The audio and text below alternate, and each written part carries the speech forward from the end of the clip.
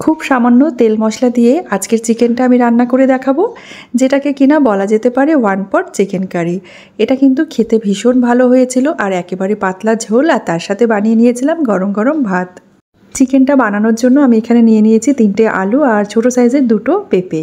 পেঁপে দিয়ে চিকেনের এই গ্রেভিটা করলে কিন্তু খেতে ভীষণ ভালো লাগে।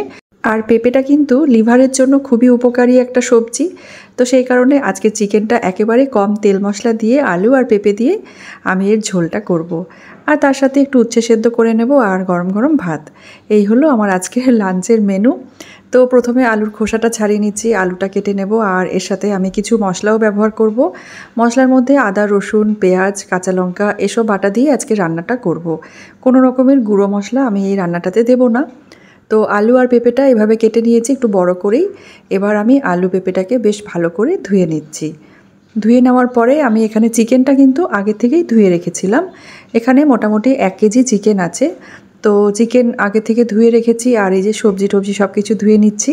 এরপর আমি মশলাটা রেডি করে নেব। তো সব কিছু রেডি করে নেওয়া হয়েছে। এদিকে আমার ভাতটাও হয়ে গেছে, গরম গরম ভাত কুকারে বসিয়ে রেখেছিলাম, 10 মিনিট হয়ে গেছিলো। এবার আমি ভাতটা একটু ঝুড়ির মধ্যে ঢেলে নিচ্ছি। আর খুব ছোট ছোট সাইজের কয়েকটা উচ্ছে ছিল, তো সেই উচ্ছেটাও ভাতের মধ্যেই দিয়ে দিয়েছিলাম। হয়ে গেছে ভাত, উচ্ছে সেদ্ধ সব রেডি।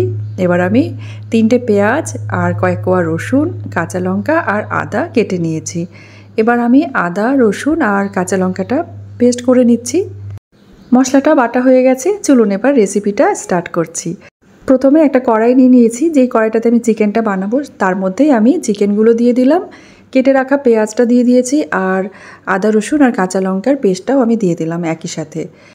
এবার আমি গুঁড়ো মশলাগুলো দিয়ে দিচ্ছি হাফ চামচ করে। প্রথমে হলুদ দিয়েছি আর হাফ চামচ জিরে গুঁড়ো আর দিলাম হাফ চামচ ধনে গুঁড়ো। এরপর আমি দিয়ে দিচ্ছি এর মধ্যে সাদা তেল। তেলটা আমি মোটামুটি যদি চামচ হিসাবে কাউন্ট করা হয় তাহলে এখানে কিন্তু ছোটো চামচের 4 চামচের মতো তেল দিয়েছি। আর দিলাম গোটা গরম মশলা আর 2টো তেজপাতা। আজকের এই রেসিপিটা আমি এই 4 চামচ তেল দিয়েই পুরো চিকেনটা বানাবো। এখানে কিন্তু আমার 1 কেজি চিকেন আছে। তো দেখা যাক কেমন হয় রান্নাটা। চলুন। মোটামুটি 1 ঘন্টা মতো আমি এটা রেস্টে রেখে দিয়েছিলাম। 1 ঘন্টা পর গ্যাসের ফ্লেমটা অন করে আমি চাপিয়ে দিলাম কড়াইটা। নুনটা দিতে ভুলে গেছিলাম, তো নুনটাও আমি দিয়ে দিলাম। এবার প্রথমে কিন্তু হাই ফ্লেমে ভালো করে রান্নাটাকে করে নিতে হবে, একটু নেড়েচেড়ে। তাতে করে মশলার যে কাঁচা গন্ধটা থাকে সেটা কিন্তু চলে যাবে। পাশের ওভেনে আমি বসিয়ে দিয়েছি একটা ফ্রাইং প্যান আর ওর মধ্যে খুব সামান্য করে তেল দিয়েছি আর এর মধ্যে দিয়ে দিয়েছি আলু আর পেঁপেটা। ওর মধ্যে আমি নুন আর হলুদটাও একই সাথে দিয়ে দিচ্ছি আর ভালো করে নেড়েচেড়ে ঢেকে রেখে আলু পেঁপেটাকে একটু লাল করে ভেজে নেব। তো আলু পেঁপেটার মধ্যেও আমি একেবারেই কম তেলই দিয়েছি, 2 চামচ মতো তেল দিয়েছি। আর এদিকে আমি চিকেনটাকে একবার করে একটু নেড়েচেড়ে নিচ্ছি।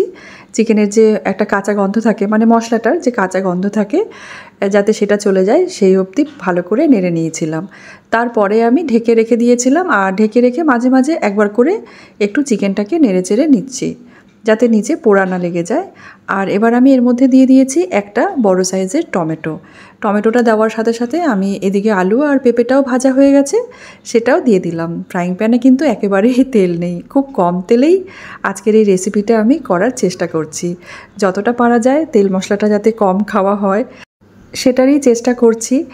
আর এরকমভাবে খাওয়া দাওয়া করতে পারলে এটা স্বাস্থ্যের পক্ষেও ভালো, সবার জন্যই ভালো, তাই না? তো যাই হোক, ভালো করে নেড়েচেড়ে নিয়ে এবার আমি ঢেকে রেখে রান্নাটাকে করে নেব। মোটামুটি 10 মিনিট পর ঢাকনাটা খুলে নিয়েছি। এবার কিন্তু চিকেনটা বেশ ভালো মতো কষানো হয়ে গেছে আর আলু পেঁপে এই সব কিছুই কিন্তু মোটামুটি হাফ সেদ্ধ হয়ে এসেছে।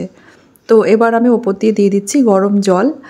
আর জলটা ঠিক ততটাই দেবো যতটা মানে আমার গ্রেভিটা রাখতে হবে, যেহেতু চিকেনের এই পাতলা ঝোলটা দিয়ে আজকে খাওয়া হবে। তো সেই জন্য সেই পরিমাণ মতো জল দিয়েছি আর কয়েকটা কাঁচা লঙ্কাও দিয়ে দিয়েছি। ওপর দিয়ে এভাবে গোটা কাঁচা লঙ্কা দিয়ে দিলে খেতে কিন্তু বেশ ভালো লাগে। কাঁচা লঙ্কার যে ফ্লেভারটা সেটাও এই গ্রেভিটার সাথে মিক্স হয়ে যায়। তো মোটামুটি রান্নাটা হয়েই এসেছে, চিকেনও সেদ্ধ হয়ে গেছে, আলু আর পেঁপেটা খুব সুন্দরভাবে কিন্তু সেদ্ধ হয়ে গেছে। গ্যাসের ফ্লেমটা এবার আমি অফ করে দিলাম। ঠিক এতটাই আমি গ্রেভি রাখবো, কারণ ভাতের সাথে খাওয়া হবে, আগেই বললাম। তো গরম গরম আলু পেঁপে দিয়ে এই চিকেনের পাতলা ঝোলটা কে কে খেতে পছন্দ করেন আমাকে অবশ্যই কমেন্ট করে জানাবেন। কালকের পনির আর সয়াবিনের রেসিপিটাতে আপনারা সবাই এত সুন্দর সুন্দর কমেন্ট করেছেন আর এত ভালো ভালো নাম আমাকে আইডিয়া দিয়েছেন। এর জন্য আপনাদের সকলের জন্য রইল আমার তরফ থেকে অফুরন্ত ভালোবাসা। খুব ভালো লাগে আপনাদের এই সুন্দর সুন্দর পজিটিভ কমেন্টগুলো পেলে। দুপুরে লাঞ্চটাকে সার্ভ করে নিলাম, গরম গরম পাতলা চিকেনের ঝোল, তার সাথে ভাত। এই যে দিয়া দিশা আমরা সবাই মিলে একসাথে খেতে বসে পড়লাম প্রত্যেক দিনের মতনই। আর তার সাথে একটু উচ্ছে সেদ্ধ বানিয়ে নিয়েছিলাম, মানে উচ্ছে ভর্তা যেটা বলে, জাস্ট একটু কাঁচা লঙ্কা আর সর্ষের তেল দিয়ে মাখা করেছিলাম উচ্ছেটা, আর কিছু দিনই। আর এই যে লাঞ্চটাকে সেরে নিচ্ছি পাতলা এই চিকেনের ঝোলটা দিয়ে, খেতে কিন্তু ভীষণ ভালো লাগছে। এইভাবে একদম কম তেল মশলা দিয়ে এই চিকেনটা একবার আপনারা বাড়িতে বানিয়ে দেখবেন, আশা করি আপনাদেরও খুব ভালো লাগবে। কারণ এখন তো গরম আসছে, এবারে গরমে কিন্তু খুব বেশি তেল মশলাটা না খাওয়াই ভালো। চলুন আজকের এই ভিডিওটা এখানেই শেষ করি। এবার আজকের এই কুকিং ব্লগটা আপনাদের কেমন লেগেছে অবশ্যই এটা কমেন্ট করে জানিয়ে দেবেন। আমি আপনাদের কমেন্টের জন্য অপেক্ষায় রইলাম। আপনারা সবাই খুব ভালো থাকবেন, সুস্থ থাকবেন। ধন্যবাদ।